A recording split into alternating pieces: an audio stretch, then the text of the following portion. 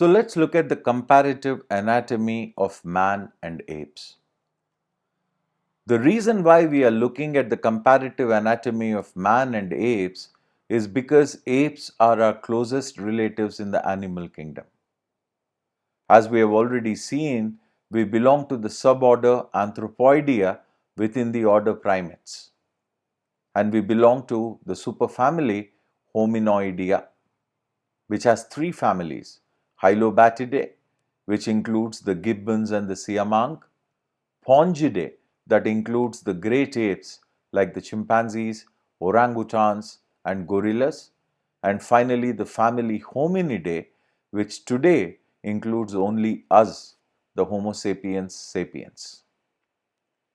Since the humans and apes belong to the same superfamily, we share many similar traits like increased brain volume and intelligence, extended ontogeny or the extended period of growth and development, increased complexity of social interactions and social behaviors, and also large body size compared to the other primates.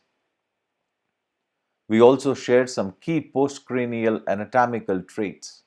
The most important is the rotating shoulder apparatus that allows for the arms hanging and arm swinging or brachiation.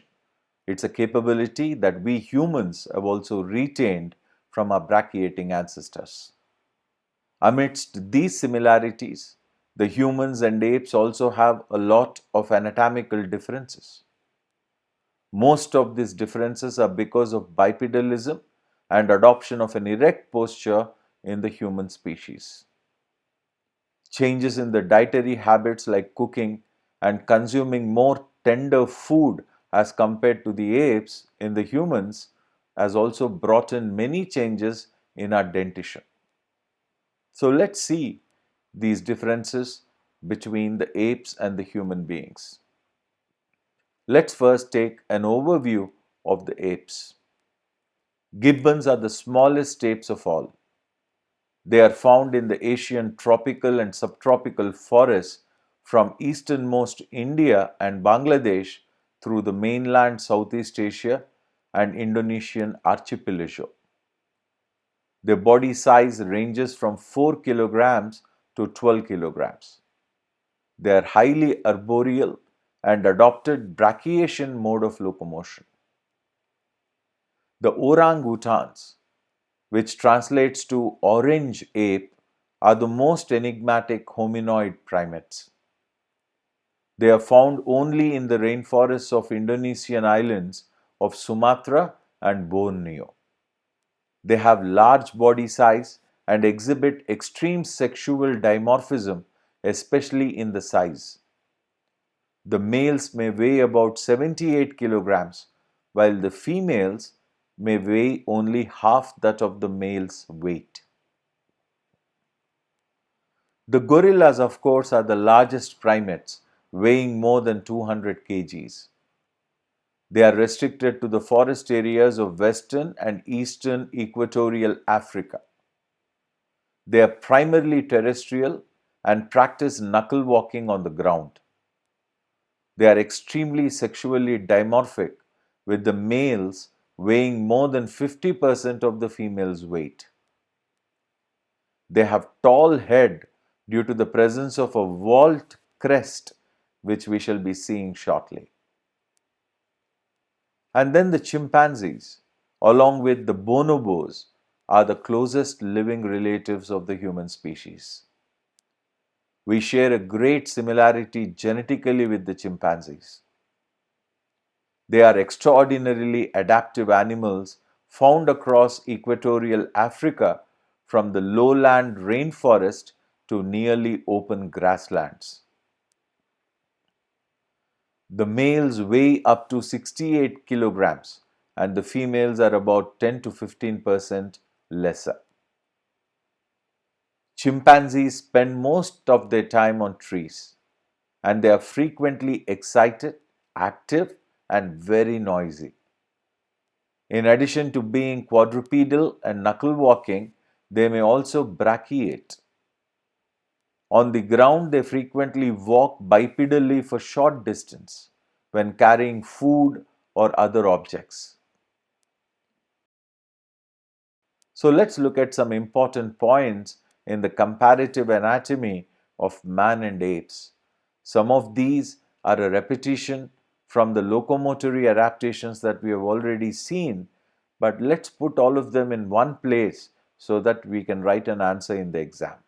The first is the skull and the face. Apes, you see, they don't have a forehead while the humans have. This is because in the apes there is a large ridge which is present above the orbits. Orbits are the sockets in the skull in which the eyes are located. And this large ridge that is present above the orbits is called supraorbital ridge or the supraorbital torus, which is very poorly developed in the case of the human species. If you recall, this elevated ridge is an area of muscle attachment required for holding the large, forwardly projecting head of the apes. Another important difference in the skull area is that the cranial vault, the chamber of the skull, is flat in the case of the apes, while it is high and rounded in case of the humans. This is because our brain grows vertically upwards while that of the apes grows backwards. And our skull is adapted to be well balanced to support bipedalism. And if you recall, this was a point we mentioned while discussing that locomotory adaptation. The occipital area of the ape's skull is high compared to the low occiput in the case of the humans. The shape of the orbits in the humans is rectangular with rounded angles, but the chimpanzees have more or less elliptical orbits, while the orangutan and gorilla have oval or rounded orbits. The nasal bridge is depressed in the apes, while it is high in the case of the humans. The nasal apertures are large and facing forward in the apes, while they are small and facing downwards in the case of the human beings because of the high nasal bridge. So, when we look into the ape's face, we actually see their nasal apertures also staring at us. But in the case of the humans, the nasal apertures are actually facing downwards, isn't it? And then the general facial profile of the apes is dished out, while it is relatively even in the case of the humans. And of course, the foramen magnum, the big cavity through which the brain continues into the body cavity as spine. It is posteriorly placed in the case of the apes, while it is in the center of the skull in the case of the humans. And this is the adaptation because of erect posture. And coming to the teeth and the jaws, the apes have incisors which are large and procumbent, while they are small and vertical in the case of the humans. Procumbent means they are actually projecting outwards. The canines are also large and procumbent in the apes, while they are small and non-projecting in the case of the humans. And because of this large canine, apes have a diastema, that gap that is present in order to accommodate the procumbent canine, and this diastema is absent in the case of the human beings. The dental arcade or the arrangement of the teeth on the jaw is generally U-shaped in the case of the apes, while it is parabolic in the case of the human beings. And the jaws, especially the lower jaw called the mandible, are massive in the apes, while they are moderately small in the case of the humans. And there is a presence of a thickening in front of the mandible of the apes, which is called as the simian shelf, which is absent in the humans. And this is the reason why the chin is absent in the apes while it is present in us. These differences are mainly because of the differences in our dietary habits, as we noted earlier, and also the changes that happened in the facial region in order to accommodate the increased brain size in man, which we discussed in the primate evolutionary trends. And a very important difference in the skull region is the presence of an elevation in some apes like the gorilla, which is called as the vault crest or a sagittal crest, which is absent in the case of the humans. This is again the surface area for attachment of the huge occipitofrontalis muscle to keep the massive and the robust head that overhangs the body plane and to stabilize it. But since our head is vertical and well balanced on the vertebral column, we lost that sagittal crest. The presence of a sagittal crest with a large supraorbital ridge indicates that this animal is probably semi-erect with the head overhanging the body. And of course, the postcranial skeleton we have seen so elaborately in the locomotor adaptations. But let's again summarize the points of differences.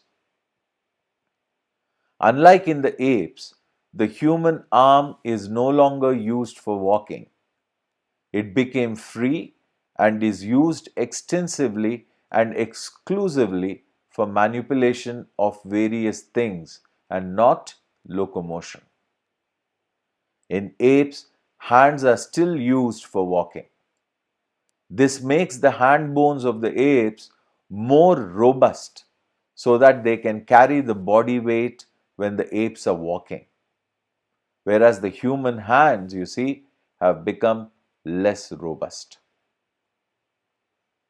Apes' arms are also longer than the lower limbs, but in the case of the humans, the lower limbs are longer than the arms. And then the thumb. Thumb is opposable and does not orient downward in the humans, but in the case of the apes, the thumb is shorter than ours and it faces downwards. Phalanges, which are the bones of the hand, are comparatively shorter than the phalanges of that of the apes. The fingers are straight in the human beings but are curved in the apes to help them hanging on the branches of the tree. And then the humans obviously have stronger power and precision grips compared to that of the apes. So these are the structures when it comes to the postcranial skeleton. But that's not all. We have an S-shaped spine while the apes have a C-shaped spine. Our pelvis or the hip is basin or bowl shaped, while in the case of the apes, it is box shaped. And this is from Thomas Huxley's original work in the 19th century, comparing the hips of gibbons, gorillas, and the humans. Our hips are adapted to an erect and vertical posture, a point we have already seen in the topic on bipedalism. And then the femurs. The femurs slant inwards towards the knees in the humans, while they are parallel in case of the apes, which gives them the characteristic bent knee posture. And the feet. The big toe is divergent in the apes, while it is non-opposable in the case of the humans. Our big toe, you see, lies in the same plane as the other toes. Only in our hands, the thumb is opposable, but the big toe is non-opposable. And then we have arched feet, while the apes have flat feet. And hence there is a variation in the weight transference between the apes and man, a point that we have already noticed earlier. And here is the summary of the differences starting with the base of the skull, all the way to the feet. The foramen magnum is at the back of the skull in the apes, while it is at the base of the skull in the case of the humans. The C-shaped spine in the apes and the S-shaped spine in the humans. A box-shaped pelvis as compared to a bowl-shaped pelvis in humans. Parallel femurs in apes, while the femurs slant inwards in the case of the humans. And of course, the flat feet and the arched feet. This is primarily a difference that exists because of the brachiating anatomy in the case of the apes, while the humans have a bipedal anatomy. And then the stature, weight, and the brain size.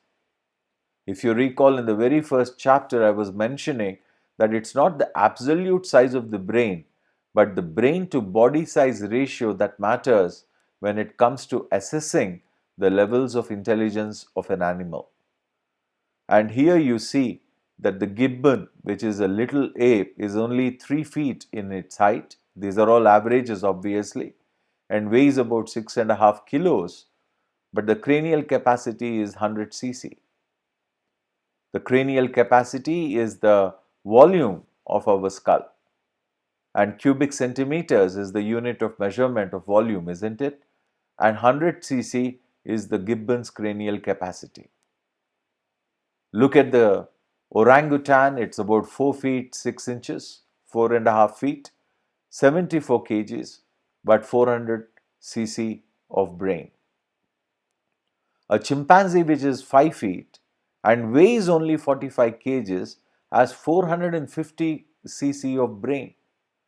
As compared to an orangutan, you see, the brain to body size ratio of the chimpanzee is much better, and that's why it is the smartest of all the apes. Look at the gorilla. With 160 kgs of average weight, it only has about 600 cc of brain size. It might be a huge animal, but it's not as smart as its other pongid cousin, the chimpanzee. And look at the humans. Having an average height of 5.5 feet and an average weight of 65 kilos, we have almost 1500 cc of cranial capacity. Well, cranial capacity is also vary according to the races, but this is more or less a global average that we are looking at here. And that explains why man is the smartest of all the apes. And that's probably the reason why we have given ourselves a separate family called Hominidae and didn't want to continue along with the other apes in a single family. Well, that's a controversy that we have noted already in the beginning of this chapter. So, who is man's closest relative? Obviously, the chimpanzee. There are only 3.9% differences in the DNA of a chimpanzee and man. And this is based on the study of Zisheng et al. In 2005. And in this 3.9% genetic difference between the chimpanzee and man, 1.2% of difference is due to SNPs or the single nucleotide polymorphisms, and 2.7% is due to duplications, which are mostly found in the chimps, and they are responsible for many changes to the chromosomal structures. And this difference of 3.9% is 10 times smaller than the differences that exist between many other species, like take for example mice and the rats. And there are other estimates that say that we are almost 98.4% similar to the chimpanzees in our DNA. So the differences between the apes and the human beings are only of degree and not kind. Physiologically, all the apes are the same. The structure of the uterus, placenta, and even the sexual rhythm in the female chimpanzees is found to be same as that of the human female. There are also serological similarities between the apes and men. Diseases like typhoid, cholera, and even syphilis can be seen in the apes too. You may want to call it providence or natural selection, but we are not sure what made the human beings take that quantum leap to become Homo sapiens. Our understanding of these closest cousins of ours is important to help us fathom the evolutionary direction we have taken millions of years ago to become what we are today. This knowledge makes our job very easy and simple to understand the various fossil evidences in the next chapter on paleo anthropology or human paleontology.